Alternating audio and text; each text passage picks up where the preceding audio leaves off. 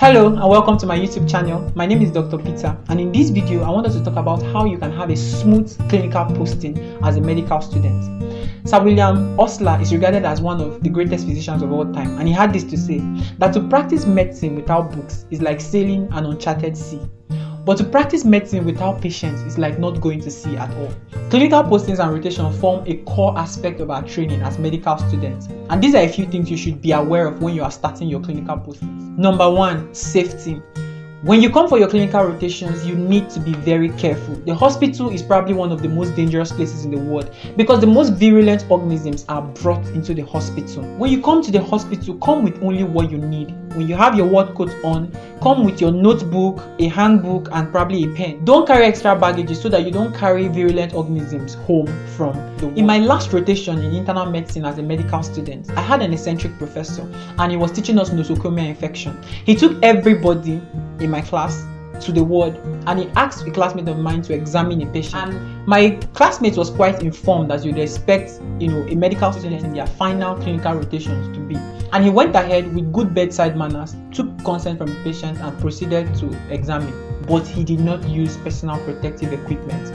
The professor at that point took all of us back to the classroom and drilled us on nosocomial infection and how that doctors are not immune from nosocomial infection, neither are medical students. So when you come to the ward, you have to be very careful. Always use personal protective equipment when you want to interact with your patient. So when you're coming to the wards, we don't expect you to carry a heavy backpack. Just come light with only what you need for your clinical rotation. Number 2, time management.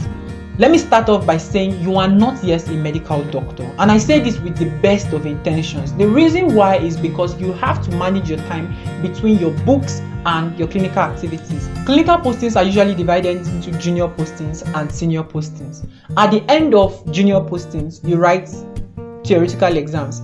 At the end of senior postings, you either take a traditional clinical exam or you take an objectively structured clinical exam.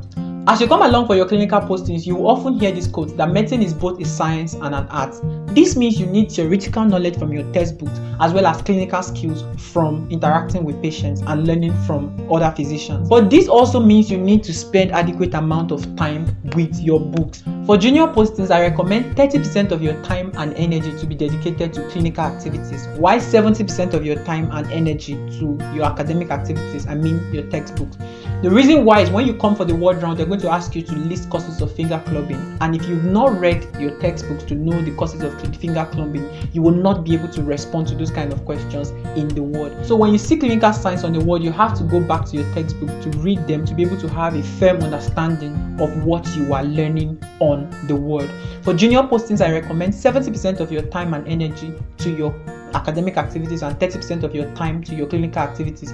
This means you have to come for all your ward rounds and clinical activities. This also means you have to go to the emergency room for calls. I recommend 2 calls in a week, so 2 calls out of 7 days. That's around 30% of your time to clinical activities. In senior postings, however, since you are going to be taking clinical exams, I recommend you dedicate more time to clinical activities.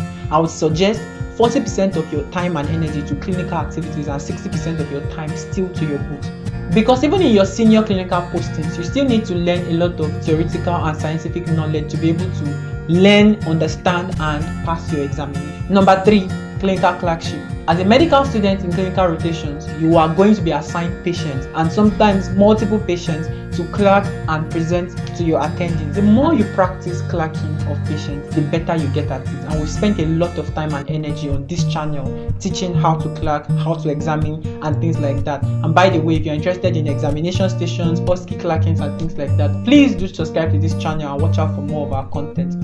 You are going to have hindrances when you want to clerk your patients. Language barrier. Some patients are irritable for being in the hospital, and that is reasonable because the hospital is not a happy place to actually be. However, you have to devise a means of overcoming these challenges. Partnering with another classmate who understand the language of the patient will go a long way. Using an interpreter would also help you to overcome language barrier. If you are polite with cautious bedside manners, even the most irritable patients will probably give you their attention. So whenever you want to interact with the patient, you greet them. If you want to examine them, screen them and give them a sense of privacy. Listen as much as you can. but guide the part of the history so that you can actually get enough clinical data from the patients. And you're going to learn a lot about this if you subscribe to this channel and watch out for more of our content. You also need to be aware of the fact that even as a medical student, you can play a critical role by uncovering a part of the history that the physicians might have ignored, or to pick a clinical sign that might have been missed by the doctors in your unit. So pay attention and don't gloss over details when you are clerking patients. Number 4, doctors are very busy people. If you do not ask questions, you will not learn.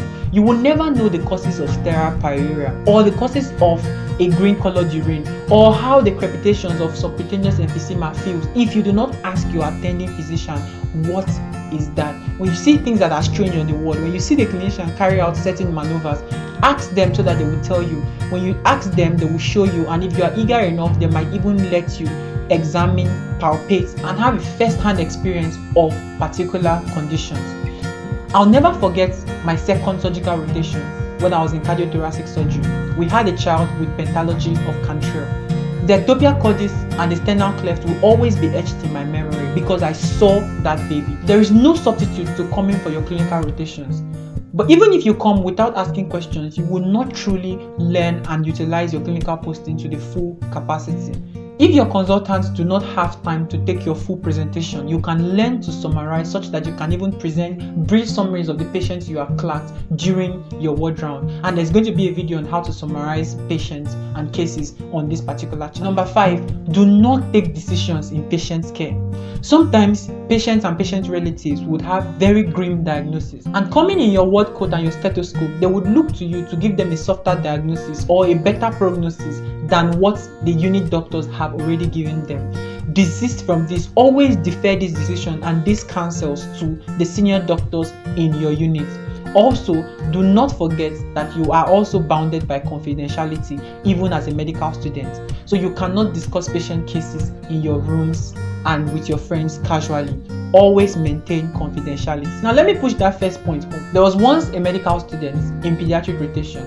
He was posted to the neonatal intensive care unit for his rotation, and he clerked the mother of a child who had severe respiratory distress from meconium aspiration. After taking the history from the mother of the child and the father, he ended up reassuring the father of the child that the baby was going to be fine and there was no problem. A few hours later, the child died, and the father threw an emotional tantrum, and he blamed the medical students for giving him high hopes for such a poor diagnosis. So do not take decisions as a medical student on clinical rotations. Lastly, take advantage of the doctors you have in your various clinical rotations. Internists are a database of stuff and information. Ask them questions. They would always have an explanation, a pathophysiology, or a sign to show you. Surgeons are busy people.